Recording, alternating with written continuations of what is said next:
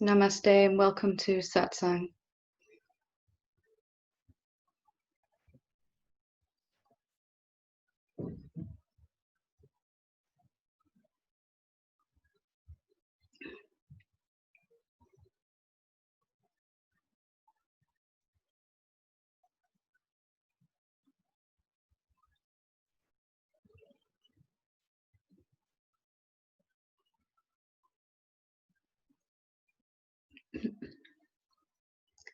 So we started on Monday's Satsang with a kind of a three-part Satsang, and I wanted to take some time to look at basically the core of what we're learning here in Satsang, what we're coming to understand, and most importantly, coming to experience.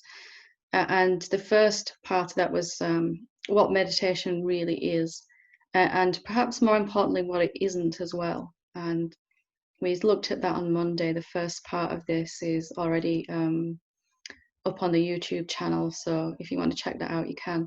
Tonight, I wanted to look at do some self-inquiry, to really look at what self-inquiry is, and again, perhaps more importantly as well, what it isn't. And then Monday, rather, we'll look at contemplation, because these three are really the same thing, approached from a different angle. And either one of them or all of them will hopefully be experienced by you in a different way, in a much simpler way. I know for the purpose of tonight,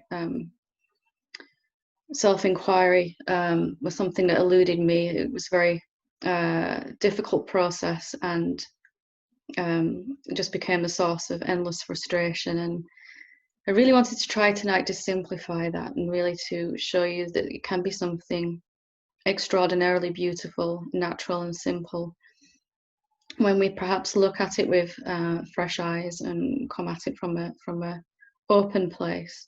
So I'd like you to, if whatever you know about self-inquiry, just to forget that for this evening, and just to, if you've done this with me before, just to forget that too, and just come from the place where you haven't experienced this before, where it's new to you.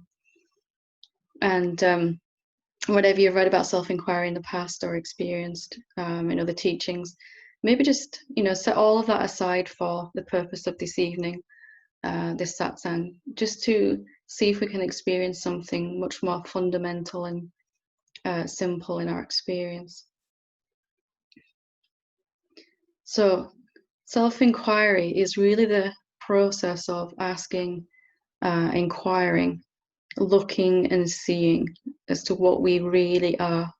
What is the visible part of us, our body, our mind, our emotions, our our experiences, is really just the tip of a immense iceberg that is our real being, that is our real self. And self-inquiry can be a beautifully simple way to access that real self. And the clue really is in the title, self-inquiry, inquiry into what the self is. And it's not a thinking process. It's not analytical. It's a direct looking and seeing.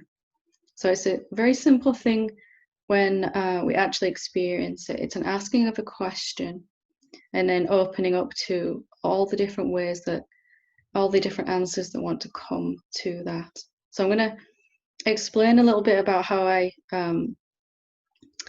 began to experience my own self-inquiry, because hopefully that's a lot simpler than most of us have been trying to do it. It certainly was for me, and hopefully much more accessible.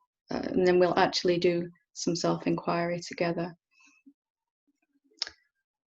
So as human beings, we are trained, conditioned to ask a question and then to get a particular answer to that question. And when we ask the most important question of all, what really am I, or what is reality, what is real, both of which are going to take us to the same seeing. In our self-inquiry, we need to begin to let go of this idea that there is one final answer to that question, what really am I? One seeing, one epiphany, one aha moment, one understanding that's going to bring the whole thing to an end. Because there really isn't. There is only the question and the endless answers that can come to that question. So in our inquiry, we're not going to be looking for the right answer. And this goes against our experience in many cases. We're looking for some final finish line where we experience something, we have some knowing, some understanding comes, and we go, okay, that's it now. But if we stop at any particular seeing or a revelation with our inquiry, then we're going to be missing out on something absolutely beautiful. So we're not looking for the right answer at all. And, you know, our mind will say, well, what's the point in doing it then if we're not going to actually find out what we are?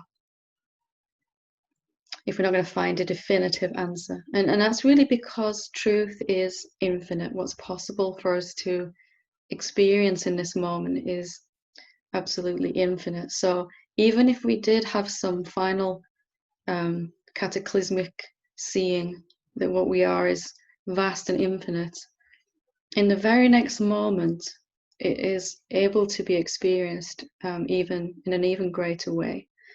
So we're letting go in our inquiry of this definitive answer, and really the only answer we're going to come across is what we are right now in this moment. And that's going to be constantly changing on one level. And so if we go to our inquiry, letting go of the search for the right answer, we're also going to let go of the wrong answer, the idea that there's a wrong answer. What if there is just many answers that we can experience to that question? What really am I actually? And we're just going to begin to include all of the answers that want to come in our seeing. So we're going to include answers that perhaps we wouldn't even have classed as answers. You know, if we ask this question, what really am I? Then anything that happens in our experience is going to be some form of an answer to this question. We ask this question and just gently sit with it in our heart with an openness to see any and all answers. We're going to experience different types of answer to this question. We're going to experience thoughts, obviously. Our mind has many opinions about what we are, and also opinions about what we aren't, what we should be, all of that. And then we're going to also experience some emotions. Emotions are a kind of answer to this question as well. So if we ask this question, what really am I? And some fear arises in response to that question, or some peace, then it's really life saying, you are these thoughts in this moment. You are also these emotions in this moment. And we're going to also experience, actually experience these sensations, states, even deeper answers. We may experience some profound states. We may experience boredom in answer to that question, a sense of confusion, not understanding. All of this can be experienced and just allowed into our inquiry as a kind of answer. Any internal noise and any external noise too. If a car drives past and while I'm asking this question and I hear the noise of the car, that's the type of answer too. It's not going to be excluded from this inquiry. So we're opening up really to all the ways that all the answers that are present in this moment to the question, the deepest question perhaps of all. And as we're staying open with this question, which we're going to experience in a moment directly, just the openness of the question itself is going to begin to change our experience, and letting go of this very human need to find the right answer. Although it may appear that awakened beings have found the right answer to this question, what really am I? Actually, what they are certain that they've found is that they don't really know. And even if they do know momentarily, I'm appearing as all of this, then that answer is going to change in the next moment. So there's a deep and profound experience of not really knowing and asking the question. Asking the question, what really am I, is going to really kind of undo the idea that we already know, what we're sure of about ourselves. I'm sure that I'm not awakened yet, or I'm sure that I am awakened yet, or I'm sure that I'm confused or lost or, suffering or whatever it is that's going on in our experience. So the question itself is more important than any particular answer. The question itself is going to allow you to experience a kind of openness, a kind of not knowing, a kind of actually wanting to look and see, a curiosity that's developing inside ourselves that perhaps we've closed off from as adults, but you can begin to experience it again. Self-inquiry then becomes this beautiful thing of just sitting with this question and allowing all the ways that life wants to answer. So nothing at all is excluded in our inquiry in the terms of what answers we're going to accept. If there was a noise outside where you're living, that's also an answer. If you have an emotion, a positive or a negative emotion, that's also an answer. If you were to experience an itch or a pain in your body, that's also a kind of answer to this question. And we're just not cutting ourselves off from any way that life wants to answer this question in this moment. We're going to be including everything that's possible to experience in our experience. Our experience of this moment is going to be the answer to that question. Our life is going to become very lived, experiential understanding of the answer. And we're going to begin to experience that the question itself is perhaps more important. The spirit of inquiry is more important than any answer that we could receive.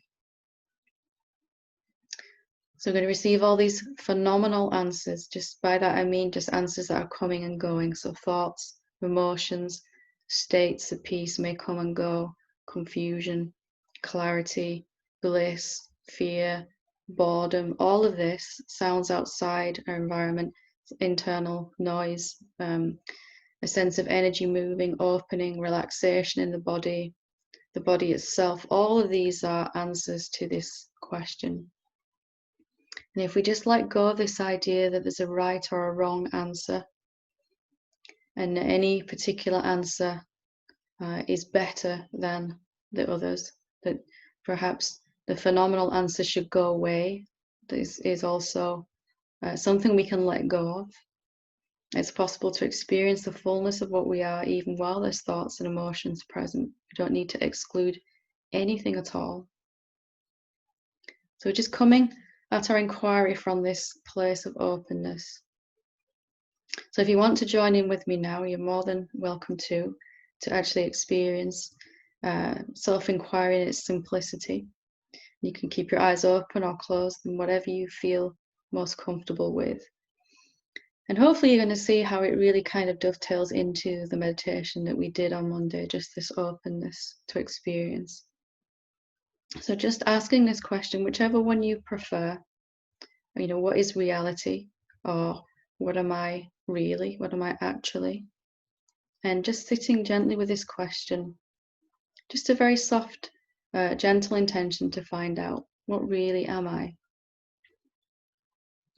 And of course, one of the first answers is our body is present. That's a kind of answer. And as we're sitting with this question, just allowing the question to reveal ever more answers. Again, we're not looking for any particular answer. So our mind may say, well, I am the self, or I am the ego, or I'm this, that, and the other, or I'm not the self yet. I'm not good enough. Your mind may say all these kind of things. And whatever arises in our mind, we're just going to say thank you for that answer. We're not going to grab a hold of any answer in particular. We're not going to push anything away either. There's no right or wrong answer to this inquiry. What really am I actually? And maybe there is sounds going on. Maybe there is emotions arising. There might be a sense of something trying to figure it out how to do this. Again, that's just a kind of answer. It might be something looking for a goal or an endpoint.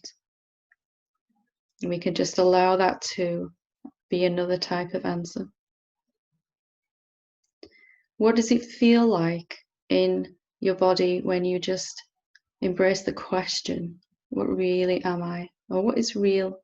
What is actually real? What is reality? If some fear comes up, that's just another kind of answer. We don't need to push it away. Every answer that we can experience to this question is just as valid, just as welcome. We're not going to say that bliss is better than fear, or that peace is better than disturbance. We're just open to experience in this moment all the ways that life wants to answer this question, all the ways that life wants to allow us to experience the fullness of what we are. So we're just allowing all these phenomenal answers to come. There might be some sensations in the body, some sense of opening. You might be aware of some tensions in the muscles somewhere. You might be itches or pain or shivering, or you may feel hot. All of that is just a different type of physical sensation as a type of answer. I'm just sitting with this question, what really am I actually? Just a curiosity. I really would like to see what I actually am. And making no effort at all to make that happen. Just the question itself is doing the work here for us in the inquiry. Just the wanting to see, a gentle, inquisitive curiosity. And just allowing whatever answer is coming for you right now. If there's a sense that, mind is saying, I don't know if I'm doing this right. Okay, thank you very much, mind. It's just another answer. It's not the wrong answer and it's not the right answer. If a sense of peace arises or a deep state, it's just another answer. And we're not going to grab a hold of anything and push anything away at all. And then at some point, as we're just allowing these phenomenal answers, there's going to be some recognition of something that isn't coming and going. Sometimes we experience it as just a blank, empty space where there's no more thoughts or emotions coming. Nothing seems to be happening. That's a kind of answer. Sometimes we might just feel a spaciousness, an emptiness, something that's just here, or a deep silence in which all these other phenomenal answers are arising. And again, when this presents itself at some point, this spaciousness, this not a thingness that we are also, we're not going to grab a hold of that either and say that's the right answer. It's just another answer that's arising in this moment. There is a sense of peace, a sense of spaciousness, a silence or a stillness. And there's also all the phenomenal answers to this question. What really am I actually? And if we just don't try to choose any particular answer, even this spaciousness that opens up, then we're going to find that this kind of non-phenomenal answer just becomes more evident, just kind of moves to the forefront. And maybe the phenomenal answers, thoughts and emotions are just kind of starting to quieten down on their own, that we're not trying to make anything happen. Again, just the openness of this question, what really am I actually?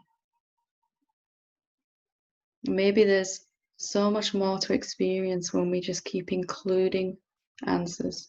We're not looking for the right answer and trying to eliminate anything from our experience right now.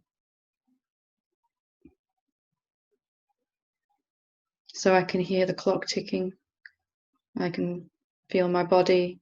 I can hear these words. All of these are answers to this question. And there's a recognition of some spaciousness in which my body and the clock and all of this are appearing. So our inquiry becomes this kind of open-ended, ever-deepening experience of this moment of our self. All the ways that we are appearing, all the shapes and forms and names,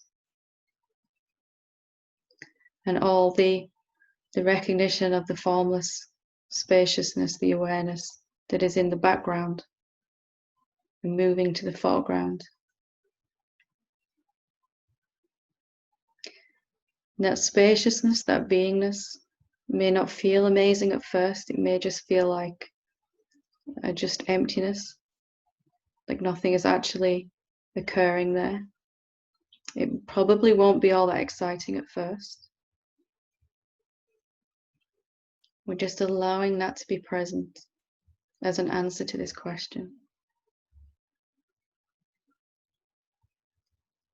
In this way, self-inquiry can become something that we are just being rather than something that we're doing as a means to an end. Something that we are just experiencing and ongoing. And even when our body is moving around and we're interacting with other beings, the phenomenal answers will be changing. Other beings coming into our experience will be answers to this question. Other experiences, other physical locations will be answers. And it's a question, the openness that's really allowing us to dive deeper into the fullness of this moment.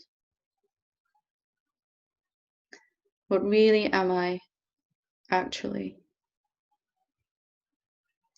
And whatever answer we experience, no matter how beautiful that may be, we're just fostering this kind of inquiry, this sense of curiosity, and never concluding that we've found the right answer.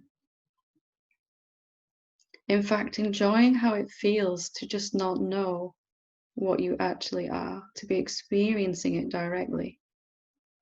All the ways that you can appear as all of this, and the empty spaciousness, the intelligent sentience itself, in which all this is appearing to be. We can never get to the end of this inquiry. We can only ever be experiencing a deepening of this inquiry.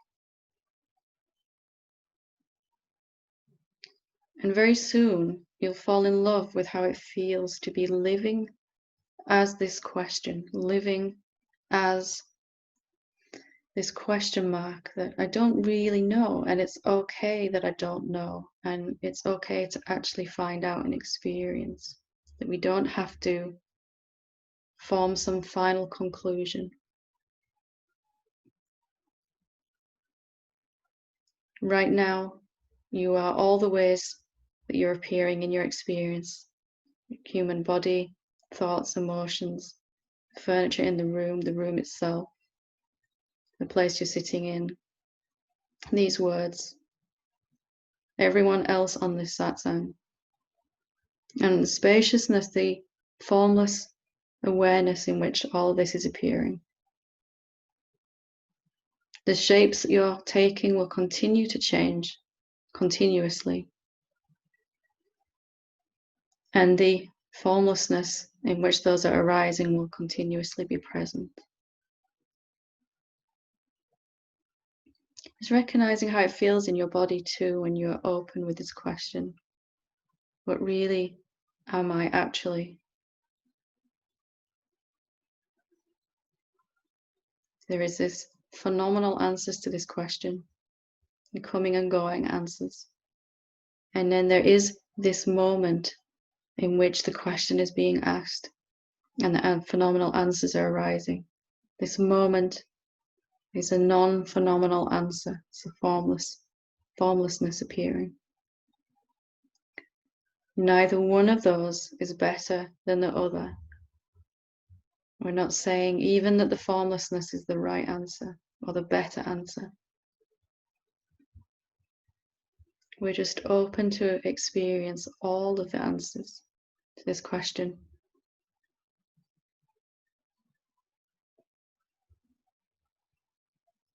And naturally, just the question itself, the spirit of curiosity and inquiry, is just allowing us to explore the deeper aspects of this moment, of this experience of our real self. That maybe we've only ever suffered because we've been grabbing a hold of a couple of answers to this question, some thoughts or some emotions about ourselves.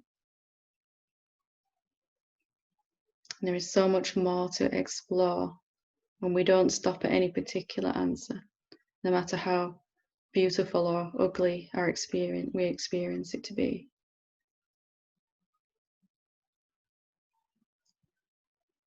What if there was no answer that you could reject about yourself? No way that you say, I should not appear this way, I should not be that emotion, I should not be those thoughts.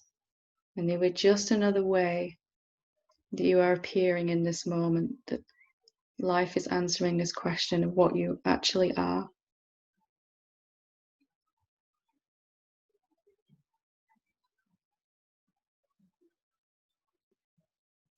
Just living with this question gently, wherever you go, taking it with you, exploring all the ways that you can appear as you move through your experience, your life. And just letting go of the need to find the right answer to this question. There's only the right answer right now, and then that answer will change in the next moment. Is there any need then for a finish line, or can your life be the experiential answer to this question? What really am I?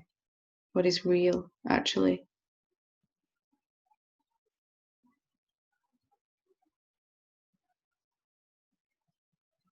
After a while of falling in love with the question, the openness of the question, how it feels in your mind, in your body, in your emotions, to be open, to not know what you are. You'll fall in love with this. You won't even want to know. And that's what the awakened beings, the great beings of the past have done. They've just fallen in love with not knowing and actually experiencing in this moment. And that also includes mind, it also includes emotions, also includes experiences. It's inclusive of every single way that you're showing up in this moment already.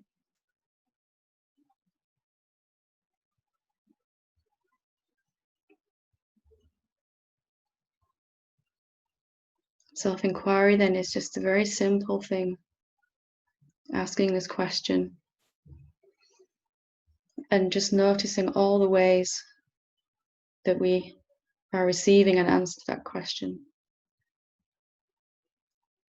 Not closing off to any particular way at all. What is it like to experience the fullness of this moment? And then to eventually it becomes a habit to live from this question, from the openness, from the curiosity. That we can experience life in two ways. We can either experience our projections and assumptions about what is real, about what we are, or we can actually experience ourselves in this moment. All the ways that you're showing up phenomenally, and that formless spaciousness in which all of that is appearing. One is constantly changing answers, the other is always the same. And they really are the same one, viewed two different ways.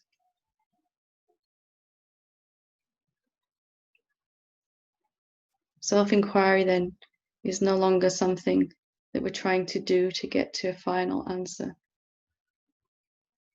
but it can become an ongoing inquiry, an ever-deepening experience of reality, and never getting to the end, and never assuming or concluding that I know now what I am. Of course, you'll have those epiphanies, those revelations, those aha moments, deeper seeings. The very next moment, there is an even better answer waiting, even higher, even deeper experience of this moment. No matter how beautiful your experience becomes, you can always experience more.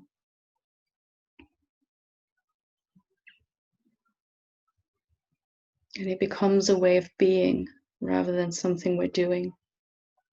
It becomes a looking and a seeing and an experiencing rather than a trying to figure out.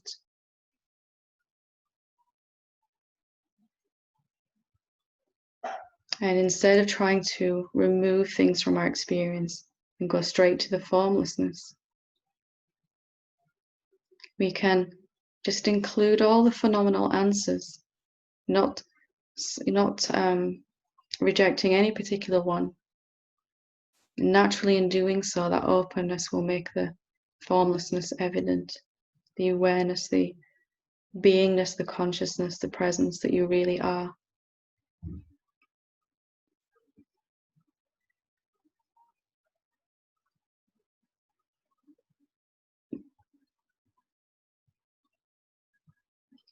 I hope you've enjoyed this exploration into what self-inquiry can actually be. And maybe you are changing your mind about how beautiful a thing it can be. And really, there is no difference between meditation and self-inquiry. Self-inquiry becomes a kind of meditation on reality, on the reality of the self, of what I am. That whichever way, through meditation or self-inquiry or contemplation, as we'll do in the next satsang, it takes us to this same open space of consciousness, reality, and all the ways that that reality that you are appearing to be, all the things that you are appearing as, all the shapes that you're making.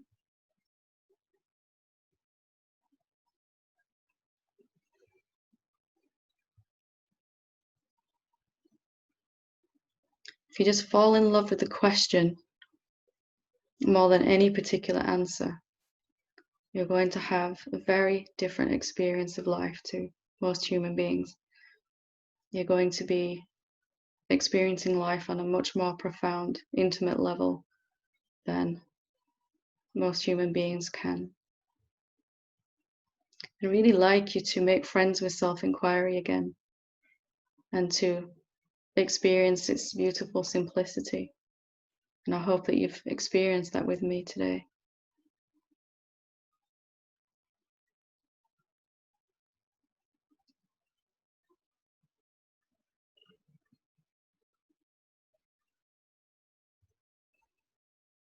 Okay.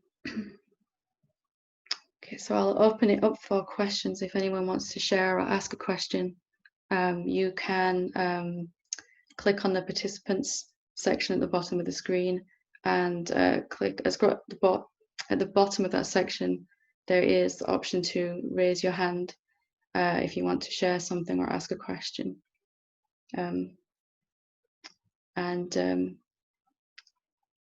While we're waiting for those questions, just see, even with your eyes open, you can maintain this spirit of inquiry, this openness, and maybe even while you're asking a question or listening to an answer to the dialogue that comes after this. Okay, we'll start with Sergio. Oh, hi, Helen. Hiya, how are you? I'm good, thank you. Good, good. Okay, the question is if with self-inquiry we are open to everything, and that's what we are in that in every moment. How then all the unwanted beliefs, then I am that too. Yes. How can I work out to get away or dissolve those beliefs that I don't want? That's a really good question. So if I'm open to all of these answers, how am I going to move beyond these beliefs that are kind of limiting my experience? But if you can recognize that with the openness of the question, naturally, the formlessness that is our deepest experience of self is going to become more and more evident and appear faster every time we ask this question. Appear is not the right word because it's always here, but we're going to notice it. And if we take the stance of the formlessness, which isn't trying to reject anything, it's not even saying, look over here, I'm the formlessness, I'm better than the forms. If we take that stance with our inquiry, that openness, then what begins to occur is the answers that we're getting phenomenally to the thoughts and the emotions and the experiences are going to begin to change. They're going to become more pleasant by just by being open, and the thoughts, the quality of the thoughts, the frequency of the thoughts, the frequency of the emotions is going to get more and more positive, not by trying to change them, but by our openness. Naturally, the manifestation is always increasing, always becoming lighter, always becoming more. So if we just allow whatever thoughts are coming to arise as answers to this question, then at some point we'll realize that those thoughts have disappeared. Our attention what's coming to the foreground of our attention is the answer that is the real self, the silence, the stillness.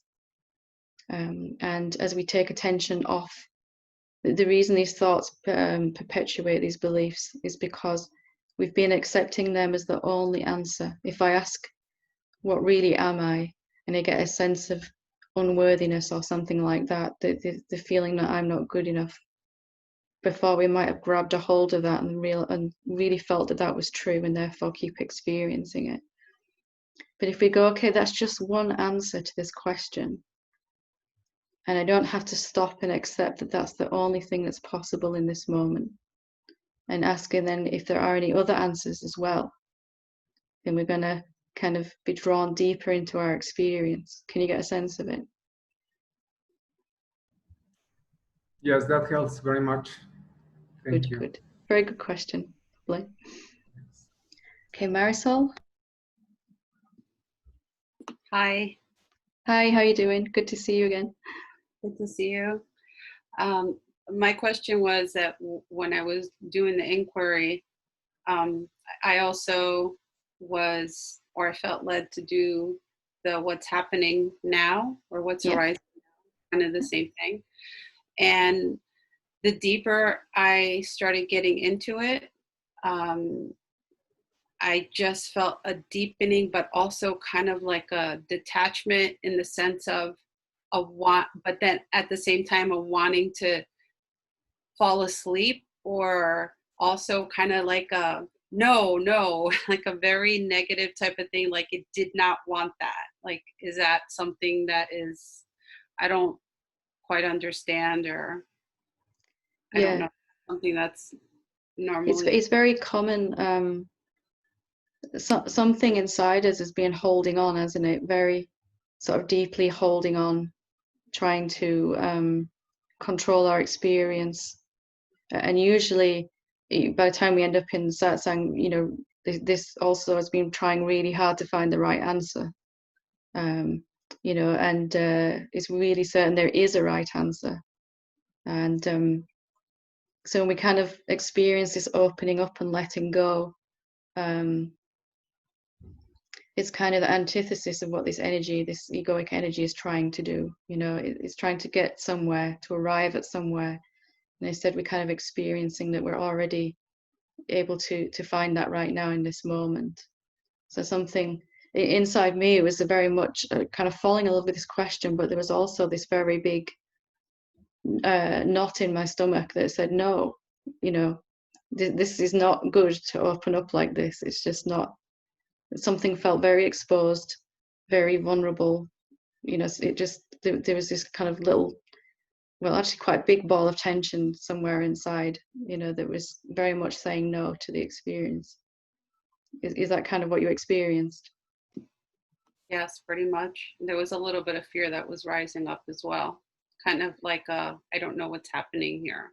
Yeah. So, yeah. It's just that part of us that's trying to get somewhere, you know, that's trying to experience something, to arrive at a conclusion. And if we can just treat this kind of this tension and this no-ness as just another answer, it's just another way that this question is being answered in this moment.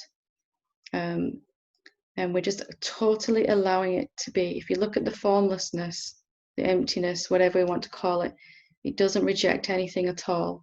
Even this no, you know, that's quite powerfully asserting itself. You can allow that to completely exist.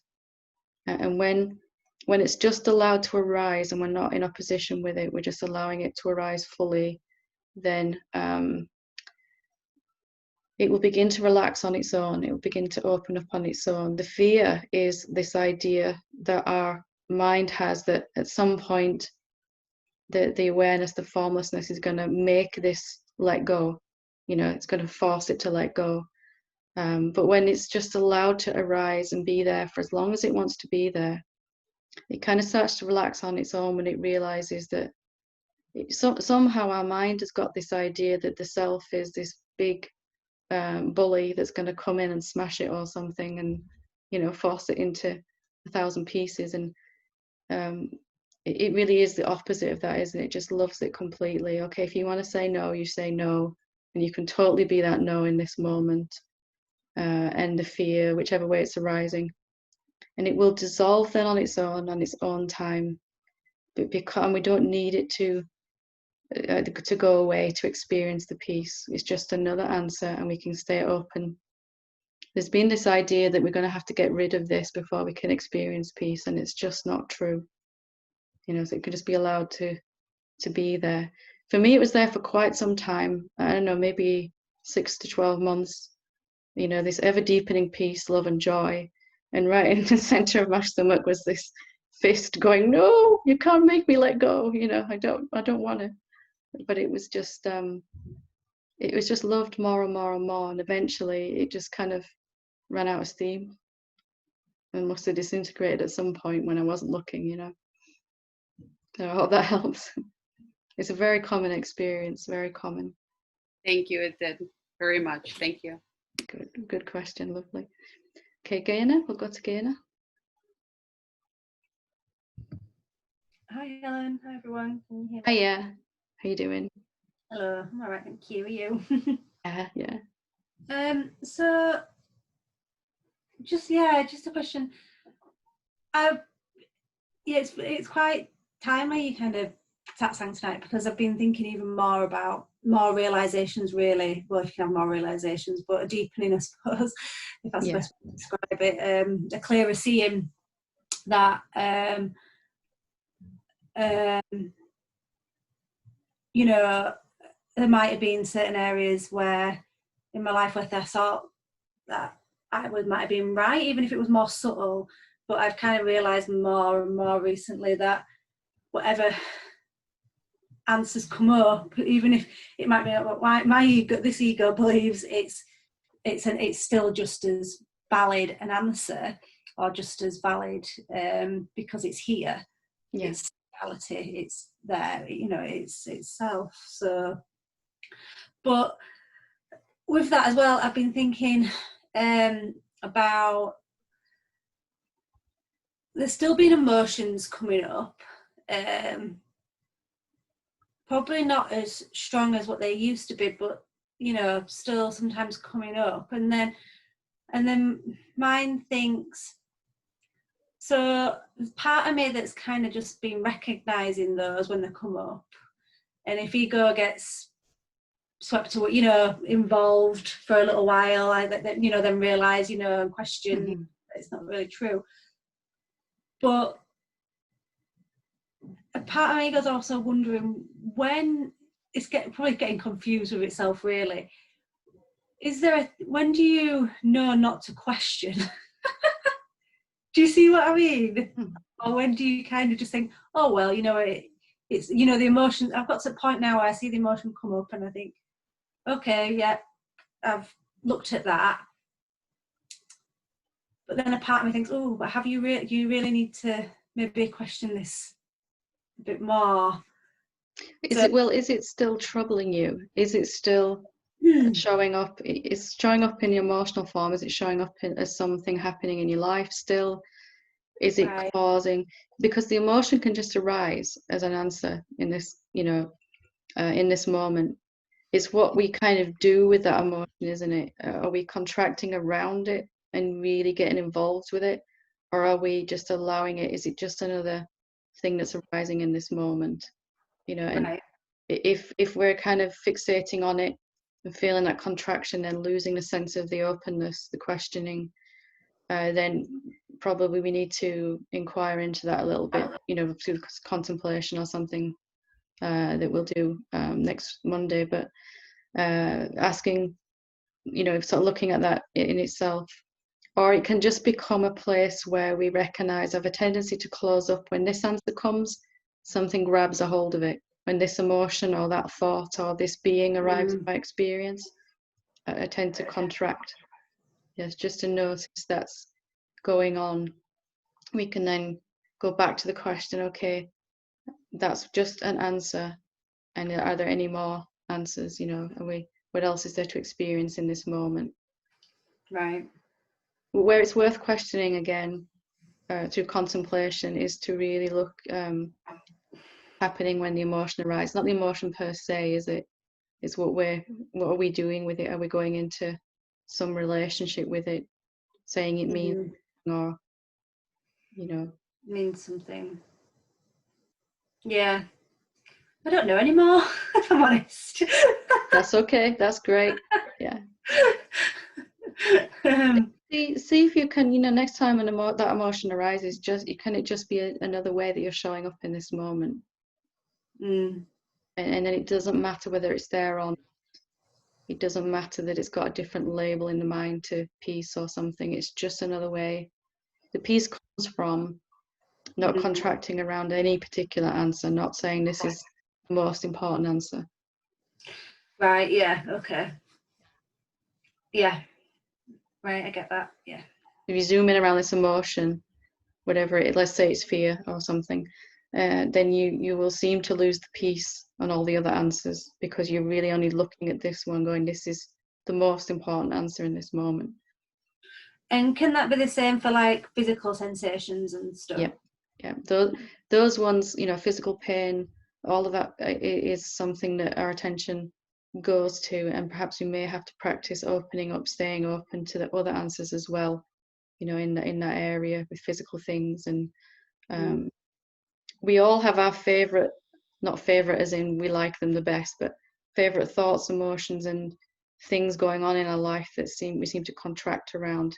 It's the most important answer in that moment. We pick it up and go, this is relevant. That's just where our karma lays. So we're just kind of looking at, okay, do I have to automatically grab a hold of that one answer when it arises, or can I just learn to let it arise and give it no more meaning than any other answer in that moment? Yeah. Okay, thank you. Good stuff. Good. Lovely. Ian? Hello. Hiya, how you doing? I'm all right. Are you all right? I am all right, thank you. I was just out the three things when meditation, contemplation, and self-inquiry. When you started talking, I realised I do self-inquiry probably the least out of them three things. And and I was a little bit surprised when you first started talking and said, let's go into it kind of thing. There was quite a contraction, kind of like, kind of feeling. It kind of surprised me a little bit. Something inside goes, oh my God, self-inquiry. No, can't do it. I don't know why I have this kind of, because I only ever came across the term self-inquiry through you, really. So I haven't really got any baggage about it. And yet, out of the three of them, it's the one that really kind of, seems to really stir things up a bit. And funnily enough, as we progressed, well, it didn't take that long, but it was like, oh, it's really just the same as meditation. Yeah. And it really started to kind of really sink in. And it's the same kind of, feeling the body was the same, and all this kind of stuff. I just thought, do you think I should just do a little bit more self-inquiry to kind of like knock it on the head, kind of thing, totally, and kind of, come to peace with it, kind of thing. Well, if you can see that they're both leading to the same place. In meditation, we start off really by noticing, in the meditation that we did on Monday, there's all kinds of different ways, obviously, but we start off by looking for what's in the background of our experience, what's constant, what's not changing. And whichever way we have to recognize that, whether you call it awareness, silence, stillness, peace. Self-inquiry is a kind of meditation then on everything that is present in your experience and that space in which experience is arising, the real self. So they're going to lead to the same place anyway. Some people find it easier to include everything we're experiencing in this moment, which then naturally leads to an awareness of the awareness in which it's all being seen. Yeah. Some people find it easier to kind of, okay, not this, not this, not this. Let me just look at the non-phenomenal aspect, the silence, the stillness, the peace. Mm. So it's only whether, which is a really long way to say I don't know the answer to this question. Only whether you're avoiding self-inquiry from a place of resistance, or whether it's just not your thing and you prefer meditation. Right. What I would say as a caveat is if you're not getting back to that silent space of awareness, to the noumenon, to the real self, either through meditation or inquiry, that's what needs to be really looked at. Yeah. How we arrive at that is really, we can get there through contemplation as well. There's no difference really. Yeah. Oh, that's because that did actually feel very much like a meditation after about 5 or 10 minutes of you talk, and then we kept with the question. I was getting a lot of like thoughts flying around and emotions coming up, but as I stayed with it, kind of worked through that, eventually it just felt like a meditation. It was really good. I really enjoyed it. Good. It's really, what we're practicing really is not grabbing any particular answer, any phenomenal answer. Yeah. Because that by not doing that, we're not looking for the right or wrong answer. We're naturally taking the position of the formlessness, which isn't able to grab, or it's not doing this constantly, is it? It's just kind of like this. Yeah, yeah. So it's just by different way in, but ending up at the same place, which hopefully you'll experience with the already have experience with the contemplation as well. Yeah. So I'd just say, just have a look inside and see if it's a little bit of resistance, or if it's just, no, I prefer meditation. Yeah. Yeah. Or maybe it's a bit of both of those. Yeah. Okay. That's great. Thanks, Helen. Okay. Great stuff. Okay. We will leave it there for this evening then. Thank you. Namaste.